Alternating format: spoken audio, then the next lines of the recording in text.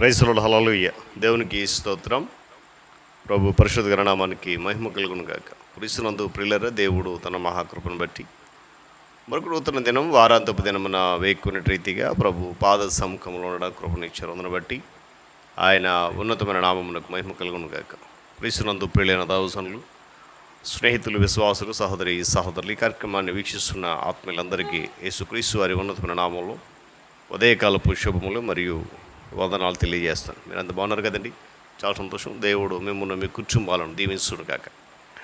రండి, ఈ దినం కూడా ప్రేమతో మిమ్మల్ని ఆహ్వానిస్తూ ఉంటున్నాను. అనుదిన అభివృద్ధి ఉదయకాలపు ధ్యానాలైనటువంటి ఈ ఆధ్యాత్మిక కార్యక్రమంలో నాతో పాటు పాలిబాక్సులు కండి, వాక్యాన్ని ధ్యానించండి, దైవాశీర్వాదాలు పొందండి. బైబిల్ దగ్గరలోనే తెరచి చూడండి. లేని పక్షాన్ని చదివే మాట విని గ్రహించి వాక్య ధ్యానంలో పాలిబాక్సులు కమ్మని మనం చేస్తూ నేటి దిన ధ్యాన వాక్యంగా సామెతల గ్రంథము 14వ అధ్యాయము 12వ వచనాన్ని చదువుతా ఉన్నాను.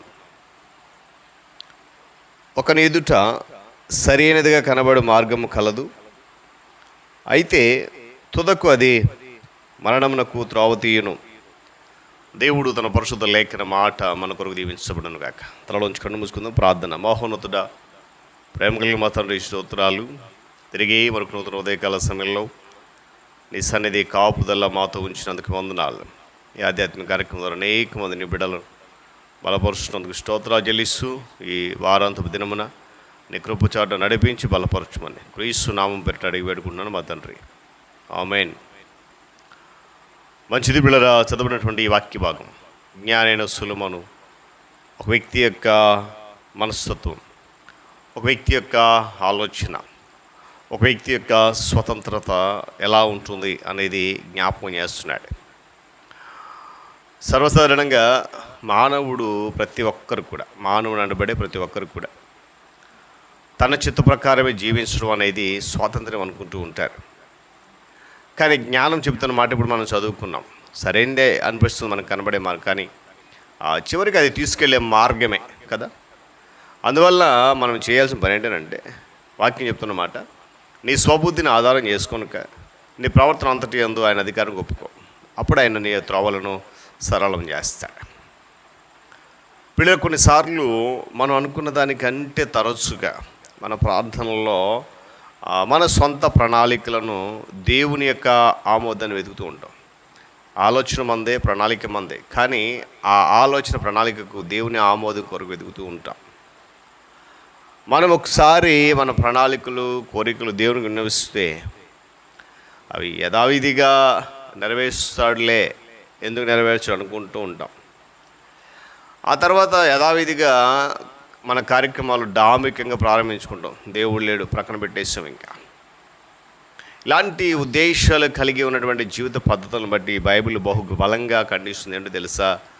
మీరు ఏ పార్టీ వారు, మీ జీవం ఏ పార్టీది, కొంతసేపు కనబడి అంతలో మావి ఆవిరి వంటి వారే కదా.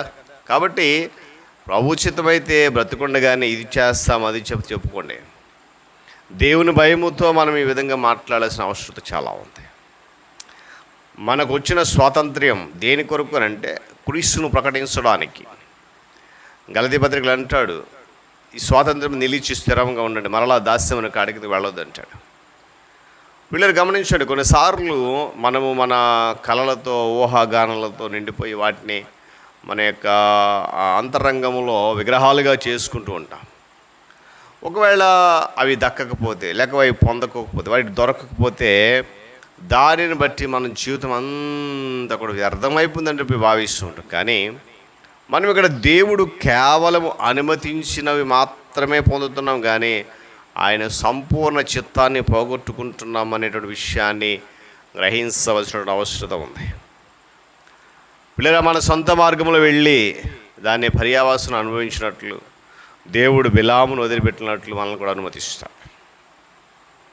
తను మారు మనసు పొందిన తర్వాత పౌలు అడిగిన మొదటి ప్రశ్న, దేవా నువ్వు నన్ను ఏం చేయమంటావు? ఆదిలోనే మన స్వేచ్ఛా ప్రవృత్తిని అణిచివేయకపోతే దేవుని చిత్తాన్ని ఆ జీవితం అంతా కోల్పోతామన్న విషయాన్ని కూడా ఈరోజు జ్ఞాపకం చేస్తాను. పిల్లల, మన జీవితంలో కొన్నిసార్లు దేవుని కను సైగను సహితం అర్థం చేసుకొని దాని ప్రకారం నడుచుకునేటువంటి పరిస్థితి మనలో ఉండాలి. అలాంటి వారిని ధన్యులని కీర్తనకారుడు జ్ఞాపకం చేస్తాడు. ప్రతి సూక్ష్మ విషయంలో అనగా ప్రతి చిన్న విషయంలో ఇతరుల నడిపింపుతో ఎటువంటి సంబంధం లేకుండా పూర్తిగా దేవుని నడిపింపు ద్వారా మాత్రమే నడిచే స్థితికి వస్తే తప్ప దేవుని వాక్యాన్ని మన హృదయంలోకి పూర్తిగా అంగీకరించలేం. చూడండి, క్రీస్తు ప్రభువు తన సొంత చిత్త ప్రకారం నడిచే అధికారం మరియు శక్తి కలిగి ఉన్నప్పటికీ తండ్రి చిత్తానికి తాను పూర్తిగా అప్పగించుకొని, దేవా నీ చిత్తం నెరవేర్చకు నేను వచ్చి ఉన్నాను, ఈ లోకానికి వచ్చింది అందుకే అని చెప్పి పలికాడు. కాబట్టి తండ్రి తన విషయంలో ఏదైతే రూపొందించాడో తన నుండి ప్రభు వారు తొలగిపోలేదు. మనల్ని కూడా తొలగిపోవద్దని దీని ఒక వాక్యం జ్ఞాపకం చేస్తుంది.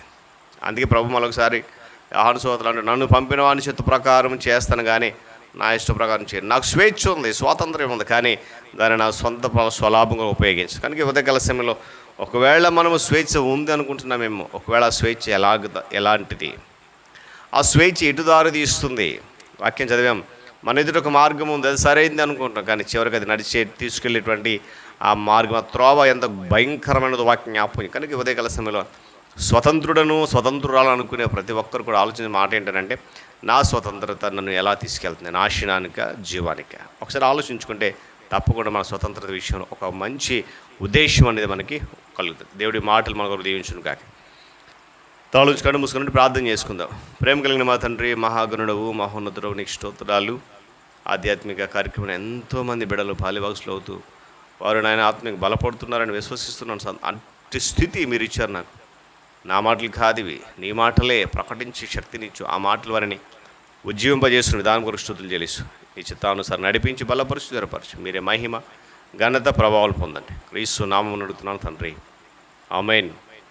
త్రియేక దేవుని దీవెన, ఆయన సన్నిధి కాపుదల సదాకాలము మనందరికీ తోడేండి నడిపించును గాక. ఆమేన్.